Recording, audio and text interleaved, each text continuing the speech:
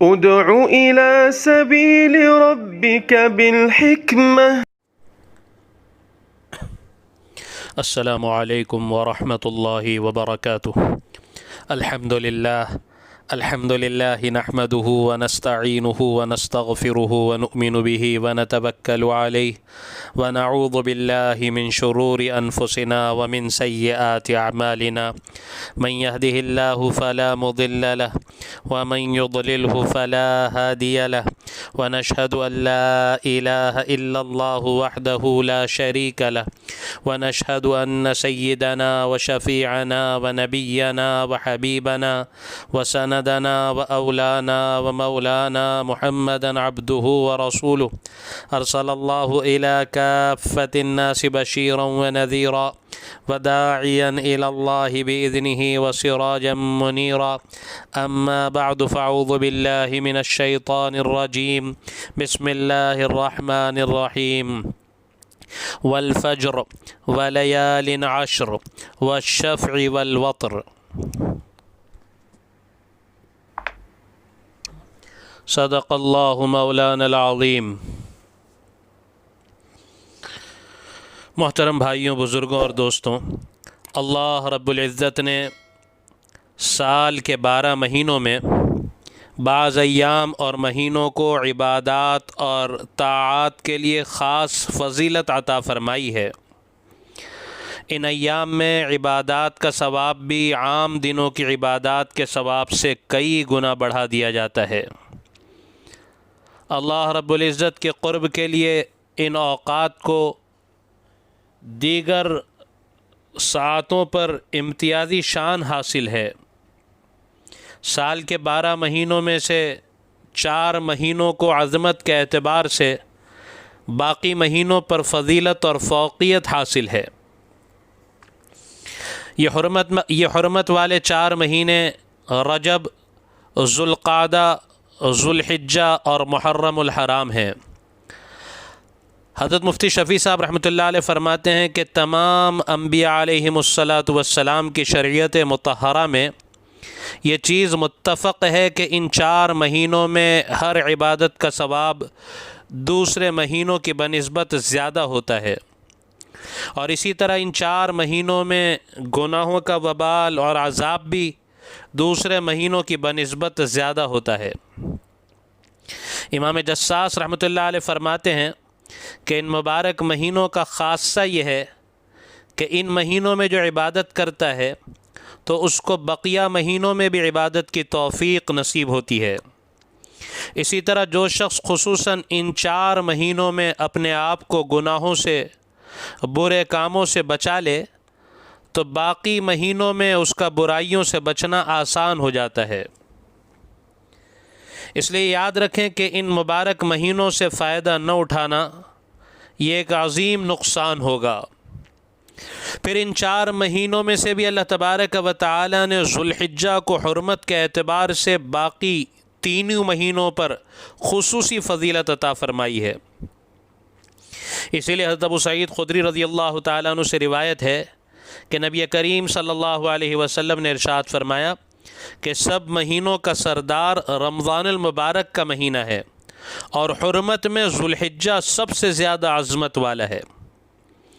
پھر ذوالحجہ میں بھی اس کے پہلے 10 دنوں کو تو بہت ہی زیادہ فضیلت حاصل ہے، اس لیے کہ حج جیسی عظیم الشان عبادت، قربانی جیسی عظیم الشان عبادت، پھر یوم عرفہ جیسا مبارک دن اسی عشرے میں واقع ہے. سچی بات یہ ہے کہ اللہ تعالیٰ نے ہمیں نیکیوں کے 2 بڑے سیزن عطا فرمائے ہیں. ایک رمضان المبارک، اور رمضان المبارک میں بھی بطور خاص اس کا آخری عشرہ، اور دوسرا ذوالحجہ کا پہلا عشرہ جس میں نیکیوں کا اجر بہت زیادہ بڑھا دیا جاتا ہے. لیکن یہ بھی حقیقت ہے کہ ہمارے معاشرے میں رمضان المبارک اور اس کے آخری عشرے کی تو بڑی قدر کی جاتی ہے، اور اسے اہم دن اور اہم عشرہ اور عرف میں بڑے دن اور بڑی رات سمجھا جاتا ہے. لیکن ذوالحجہ کے پہلے عشرے کے تعلق سے بڑی ہی غفلت برتی جاتی ہے. ان دنوں اور راتوں کو کوئی بڑا دن، کوئی بڑی رات جو عرف میں کہا جاتا ہے، کوئی نہیں سمجھتا. ان دنوں کا کوئی اہتمام عام طور پر نظر نہیں آتا الا ما شاء اللہ۔ ذوالحجہ کے عشرہ اول کے فضائل جو بندے نے تفصیل سے گزشتہ دنوں میں آپ کی خدمت میں عرض کیے، انہی فضائل کی بنیاد پر علماء فرماتے ہیں کہ ذوالحجہ کے اس عشرہ اول کے دن، یعنی ذوالحجہ کا پہلا عشرہ اور اس کے یہ دن رمضان المبارک کے آخری عشرے کے دنوں سے بھی زیادہ افضل ہیں، اور رمضان المبارک کے آخری عشرے کی راتیں وہ ذوالحجہ کے اس پہلے عشرے کی راتوں سے زیادہ افضل ہیں۔ یعنی دونوں عشروں کا تقابل کیا جائے تو دنوں کے اعتبار سے یہ ذوالحجہ کا پہلا عشرہ زیادہ افضل ہے، اور راتوں کے اعتبار سے رمضان المبارک کا آخری عشرہ زیادہ افضل ہے۔ یعنی دن ذوالحجہ کے عشرہ اول کے زیادہ افضل ہیں، اور راتیں رمضان المبارک کے آخری عشرے کی زیادہ افضل ہیں، اس لیے کہ رمضان المبارک کے اخیر عشرے میں لیلۃ القدر ہے جو 1000 مہینوں سے زیادہ افضل ہے، اور ذوالحجہ کے عشرے اول میں 9 ذوالحجہ کا دن ہے جسے یوم عرفہ کہا جاتا ہے، جسے بعض علماء 1000 دنوں سے زیادہ افضل فرماتے ہیں۔ اور پھر اسی دن میں حج کا رکن اعظم بھی ادا کیا جاتا ہے۔ ان دنوں کے فضائل کے لیے میرے اس سے پہلے کی نشست بعنوان ذوالحجہ کے 10 دنوں کی فضیلت کو آپ دوبارہ بھی سماعت کر سکتے ہیں۔ میں نے اس میں ذوالحجہ کے اس سے پہلے عشرے کے فضائل، میں نے اس میں اس ذوالحجہ کے اس پہلے عشرے کے فضائل کو بہت تفصیل سے عرض کیا تھا کہ اس عشرے کے یعنی 1 ذوالحجہ سے لے کر 9 ذوالحجہ تک ہر دن کے روزے رکھنے کا ثواب ایک سال کے روزے کے برابر ہے، اور اس کی راتوں کی عبادت شب قدر کی عبادت کی طرح ہے۔ نیز 9 ذوالحجہ یوم العرفہ کے روزے کی فضیلت پچھلے 1 سال اور اگلے 1 سال کے گناہوں کو معاف کرنے کی وارد ہوئی ہے۔ اور علماء نے اس حدیث کی بنیاد پر ایک نقطہ بھی بیان فرمایا ہے کہ جب عرفے کے روزے پر اگلے 1 سال کے گناہ معاف ہونے کی فضیلت وارد ہوئی ہے تو یہ حسن ظن بھی پیدا ہوتا ہے کہ اللہ اس روزہ رکھنے والے کی عمر میں برکت عطا فرمائیں گے۔ البتہ یاد رکھیں کہ یہ حسن ظن والی بات علماء کا قول ہے، اور بعض علماء فرماتے ہیں کہ اس روزے کی برکت سے آئندہ 1 سال گناہوں سے بچنے کی توفیق نصیب ہوگی۔